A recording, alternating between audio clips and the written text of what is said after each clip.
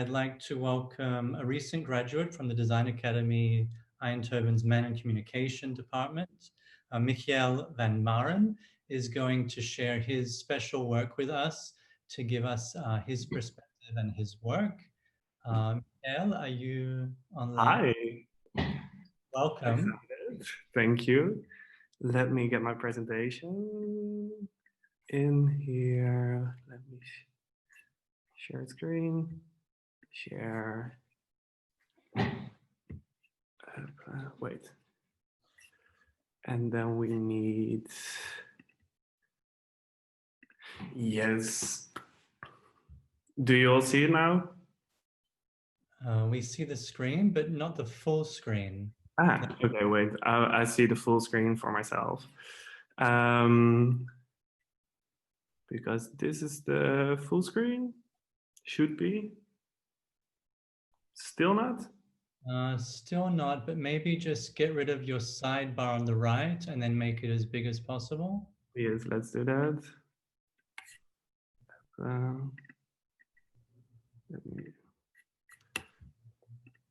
Yep, that's pretty good. Okay, well, then we're gonna deal with this. Anyways, hi.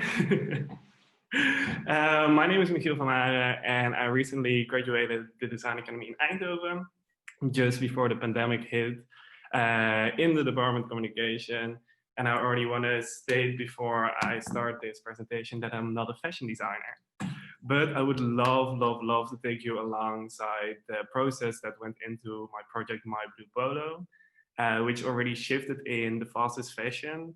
So I will call it My Blue Polo or the fastest fashion, but it's about the same concept. So I would like you to Sorry? Oh, anyway. Here we go. I would like you to take you into my mind because this project started as a very personal story as I was looking to myself and to all the people around me, and I really noticed that I had like an obsession with always wanting to have and buy the newest stuff, and I saw it all around me, and social media really helped me with just always being triggered by wanting and buy the newest stuff. Even though for me, clothing represent memories and clothing brings you places, it's always on your body and it tells so many stories. And I know this because everything is going so quick that I was losing the connection with my clothing, even though they brought me everywhere. So from there on, I started looking into my own wardrobe and I started touching all the clothing pieces, and I was also wondering, why am I not wearing any of those anymore? Because they were not on beat anymore, because I didn't fit them anymore. Well, most of the time I all fitted them, but it just were not my taste anymore. And that's such a weird thing because you're always portraying the newest stuff, even though you have we all have enough clothing already. So from there on, I was like, how can I visualize the obsession I see with myself and the obsession I see all around me with this insane mentality of always wanting to have and buy the newest clothing. So from there on, I started puzzling with my own wardrobe. That was the first trigger point of the fastest fashion in sense of how would I start making something or creating something that really would trigger people to let them think about their own behavior, but also really reappreciate their own wardrobe, because that's for me the most important one, because the things in your closet have so much stories. So from there on, I started experimenting with taking everything apart, reassembling, quilting, the old techniques and new techniques, but I lost a lot of the story in there of the fastest fashion or the clothing I value that much, but was now destroying to, in the end, make something new. So from there on, it was more like, how can I still use my clothing that are full of memories and add something to show the speed of the whole industry and the waste and everything, how can I tie the ends together? So as you see, my whole wardrobe when I grew up was super dry. And that all developed into a new material. As I said, I didn't want to break apart my old clothing, but I wanted to add something on it. So I went to a very sketchy fabric in Germany, or I had contact with them, because I wanted to make a fabric that would add something on top of the already existing clothing, but it wasn't around. I tried a lot, I figured out a lot, but like the material I was thinking about wasn't there. So I created this textile which is made out of potato starch. And which will dissolve whenever you touch it with water or when you have it on your body for a day. So finally, I found a material that could express the crazy mentality we live in with the fast fashion. But the also nice thing about it, I could print on it, which in the end would leave a memory already on top of the clothing. So the idea now really started taking shape. I had to try hundreds of meters of, no, not that much because that would be a waste, but I tried a lot of material tryouts, prints and whatever. And what we now had, which I'm still very excited about, is the fastest fashion. So that's the middle one. That's an overlayer that you can wear over your normal clothing. And the normal clothing, even though it's maybe not the garment you would wear on a daily basis because it's old-fashioned, you could still like visualize a memory on top of it by wearing the fastest fashion. So it's like a contradict of having the fastest fashion and leaving a memory, showcasing the beautiful memories you already have in your clothing. So from there on, I could experiment with printing, which is also a big, important place in my heart of making stuff. And I really wanted to, because fashion, you only look at the clothing most of the time because we all know how big of a stamp of waste it generates.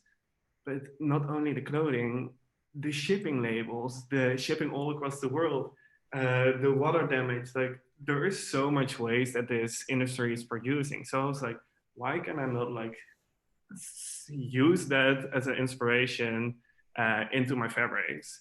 So I started experimenting, using the barcodes, using the QR codes from all the tickets, the land, the shipping, the wastewater, the layering of textiles.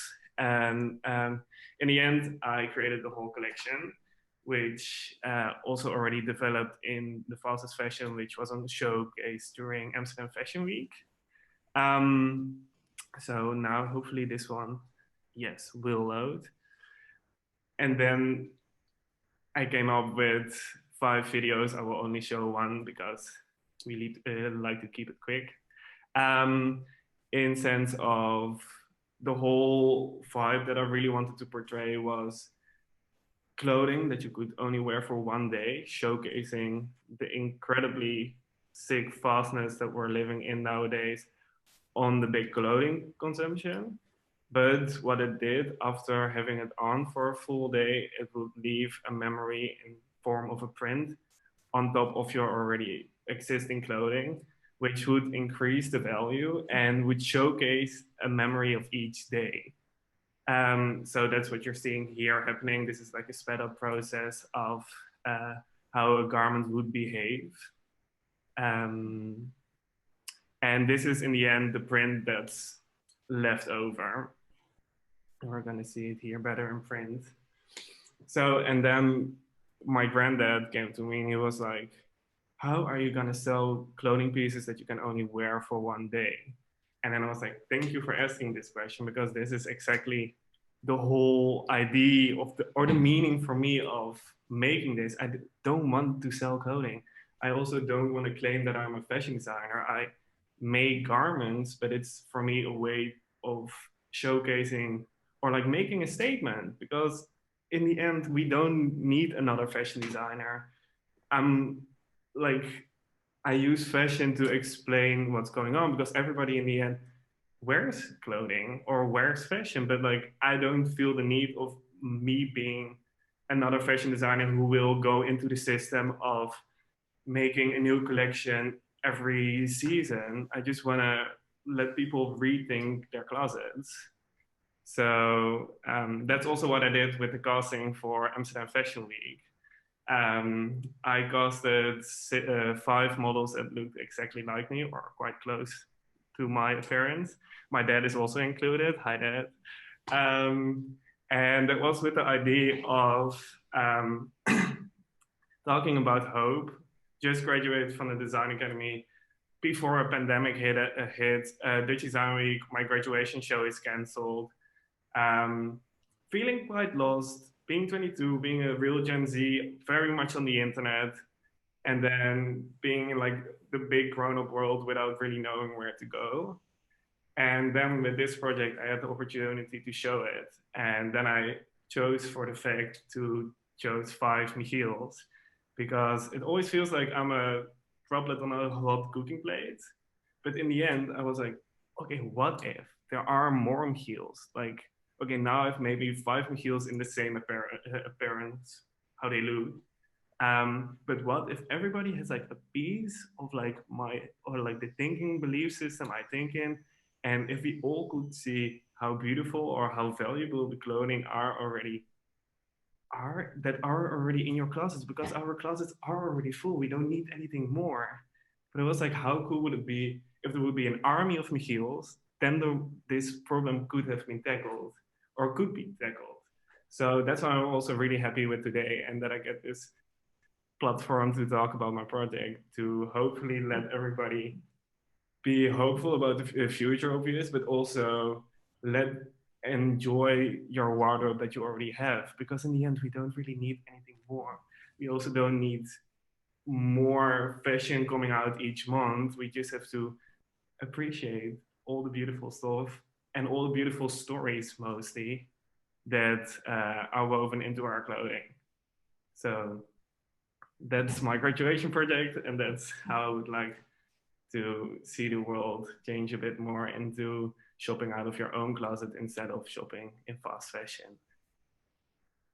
Thank you, Michiel. Hey, As Philip. Oh, yeah, I have enough. I want to say something. Yeah. Yeah. Hi, Michiel. Hi, Petra. Yeah, hello. It's really nice that we see a graduate of Man and Communication, and I'm really happy that, because you know I started there with Anton Beek in the 90s, 1999, and it's so nice to see that still Design Academy Eindhoven still have these great students who have a good storytelling, and that you can tell the story very well, and that you make all kinds of possibilities to make awareness. And you did it by a fashion collection, and I want to congratulate you with your project. And I hope that this graduation show for you, it's not on, but that you can find your path and find your way. So thank you that you want to be with us in the World Hope For. Thank you for giving this opportunity and giving me a bit of hope for the future again. So I really appreciate it. So thank you for your presentation. Thank you, guys. Yeah.